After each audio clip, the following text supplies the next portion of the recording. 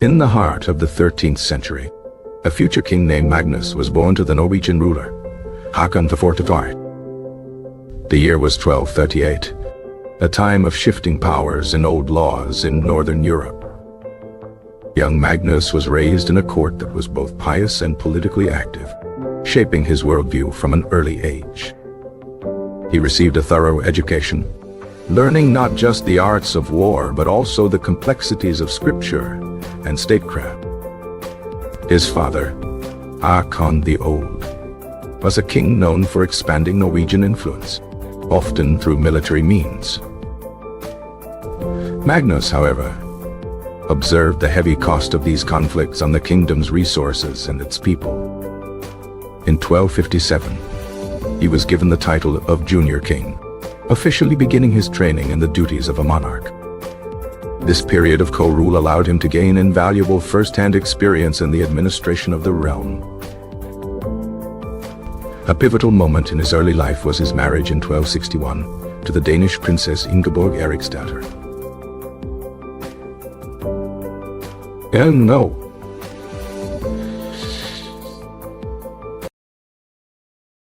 This union was politically strategic, aiming to resolve long-standing inheritance disputes with Denmark. Unfortunately, the marriage did not immediately quell the tensions between the two kingdoms. In 1263, his father, Håkon IV, died during a military campaign in Scotland, a campaign Magnus had advised against. At the age of 25, Magnus ascended to the throne as the sole king of Norway. He inherited a kingdom that was geographically vast, but legally fragmented. Different regions of Norway were governed by their own ancient law codes, known as the Gulating, Frostating, Eidsivating, and Borgarting laws. This legal patchwork created inconsistency, confusion, and frequent disputes among his subjects. King Magnus envisioned a unified kingdom under a single, comprehensive legal system.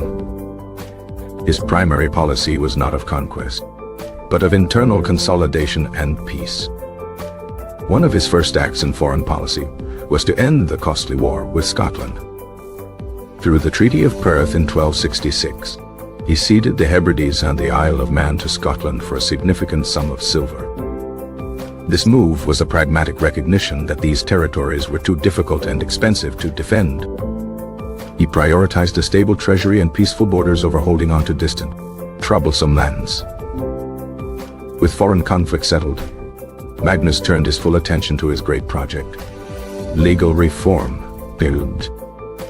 He assembled a team of the most learned men in his kingdom to assist in this monumental task. The goal was to revise, modernize, and unify the disparate regional laws into one national code. This was a revolutionary concept in Europe at the time, where feudal and local laws were the norm. The king and his advisors traveled throughout the country, consulting with local assemblies and chieftains. He sought to build consensus and ensure the new laws would be accepted by the people. The process was long and arduous, requiring immense patience and diplomatic skill. Finally, in 1274, the new national law, or landslov, was ready.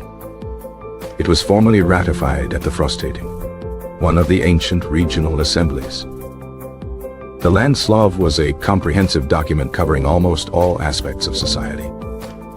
It established that the king was the ultimate source of justice in the realm. A fundamental principle introduced was that crime was an offense against the state, not just a personal matter. This dramatically curtailed the tradition of blood feuds and personal vengeance. The law now prescribed specific punishments for specific crimes, to be administered by royal officials. It introduced a clearer system for land ownership and inheritance. The rights of tenants were protected, providing them with greater security. Provisions were made for the poor and the landless, a novel concept in medieval law. The law explicitly stated that both the rich and the poor were to be judged by the same standards. This earned Magnus the nickname Lagabot, which translates to lawmender. 2 years later, in 1276, he introduced a separate law code for the cities, the Bill of. The city law standardized governance and trade regulations in urban centers. These codes were so successful that they remained largely in force for over 400 years. Magnus also sought to clarify the relationship between the crown and the church. In the Concordat of Tonsberg of 1277, he granted the church certain legal privileges and tax exemptions. This agreement secured the church's support for his rule and his legal reforms. While he was a devout Christian, Magnus ensured the ultimate authority of the kingdom remained with the crown. His reign was a period of remarkable internal peace and stability. With the kingdom secure, trade flourished, especially with the Hanseatic League cities. The focus on law and order made Norway a more reliable and attractive trading partner. Beyond law, Magnus was also a patron of culture and learning. He commissioned the translation of foreign chivalric romances into Old Norse. This introduced continental courtly culture to the Norwegian nobility. King Magnus VI fell ill and died in the spring of 1280, at the age of just 42. His death was mourned throughout the kingdom he had worked so hard to unify. He left behind a legacy not of conquered lands, but of a just and ordered society. His son, Eirik, succeeded him, but he lacked his father's diplomatic skill and vision. The period after Magnus's death saw renewed conflict with the church and other powers. This only highlighted the exceptional nature of Magnus's peaceful and constructive reign. Magnus the Lawmender is remembered as one of Norway's greatest and most influential medieval kings. His work created a foundation of national identity and a lasting trust in the rule of law. The king chose the pen over the sword, and his kingdom was stronger for it. His legal framework was a beacon of enlightenment in a generally tumultuous age. The Landslov's introduction of public prosecution was a major step towards modern jurisprudence. It systematically organized laws by subject, making them easier to understand and apply. The king's personal involvement was crucial. He was no distant figurehead in this process. Understood that a just law must be a known law, accessible to his people. The reform also included a new law of succession for the monarchy itself. This was designed to prevent the civil wars that had plagued Norway in the past. Magnus's court was described as orderly and sophisticated, reflecting his own temperament. He preferred diplomacy and negotiation to the battlefield, a rare trait for a king of his time. His peaceful resolution with Scotland was a masterstroke of pragmatic statesmanship. He established the first defined border between Norway and Sweden, another diplomatic achievement. The law code even extended to the Faroe Islands and Shetland, unifying the entire realm. The principle of the law shall be built on land was a cornerstone of his philosophy. This meant that laws should be practical, respected, and rooted in the community. The reform replaced a system where guilt was often determined by combat or ordeal. Instead, the Landslov emphasized evidence and testimony from witnesses. This shift towards a more rational system of justice was profoundly modern. Magnus's work was not just a revision, but a complete reimagining of the concept of law.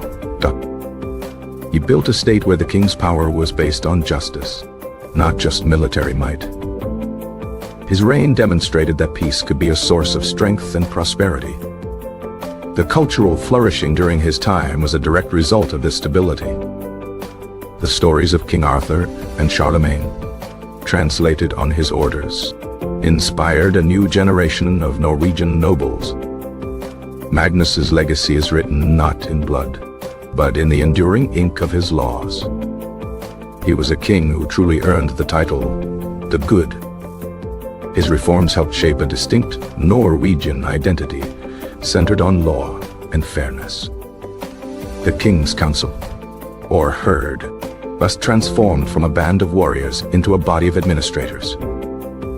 He appointed royal officials, known as sysselmen, to enforce the law in every district.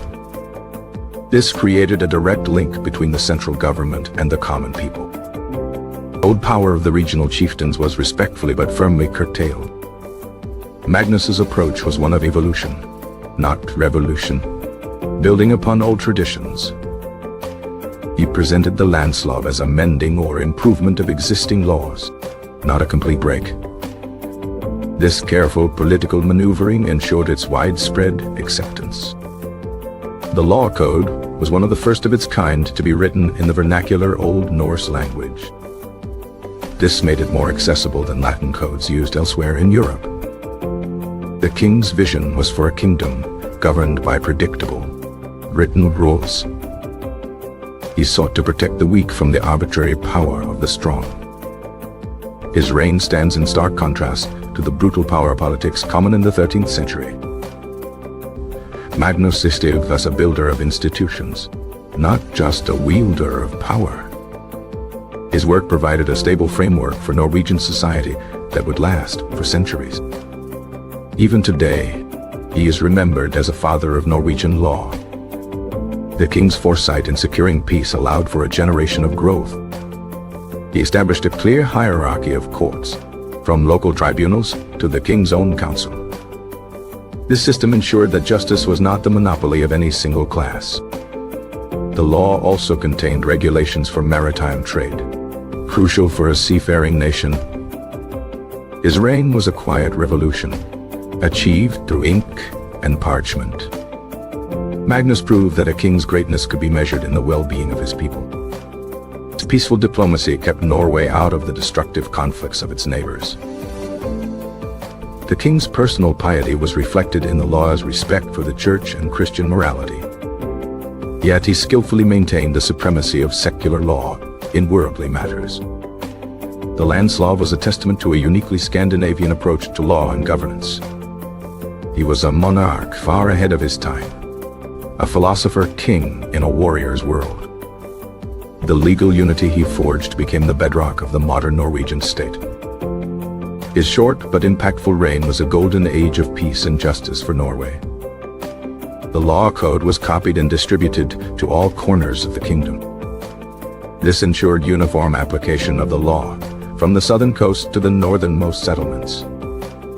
King's peace, Pax Magnusi, was a tangible reality for the people of Norway. He reformed the royal coinage to create a stable and reliable currency. This economic stability was as important as his legal reforms for the kingdom's prosperity. Magnus's legacy was one of careful, deliberate, and lasting construction. He demonstrated that true royal power lay in the consent and respect of the governed. The lawmender's work would not be undone, echoing through the centuries. His father Håkon had brought the kingdom to its greatest territorial extent. Magnus, in contrast, focused on perfecting the society within those borders. The law established fines for most crimes, payable to the crown, which boosted royal revenue. This system of fines was a more civilized and profitable alternative to cycles of revenge. He also reformed the liding, the traditional system of military naval levies. This converted a duty of service into a more flexible and reliable tax for the crown. The king's administrative reforms created a nascent bureaucracy for the kingdom. His queen, Ingeborg, was a supportive partner in his cultural and political endeavors. The royal couple presided over a court that valued learning and the arts. Magnus's laws on inheritance aimed to keep farms intact, preventing their division into unsustainable small plots. This had a long-term stabilizing effect on the agricultural backbone of the country. The city law gave towns more self-governance, fostering a proud urban identity. It was a king who listened, a rare and valuable quality in a medieval monarch. His reign was a testament to the power of peaceful, intelligent reform. The lawmender's name is forever etched in the history of Norway as a symbol of justice and peace.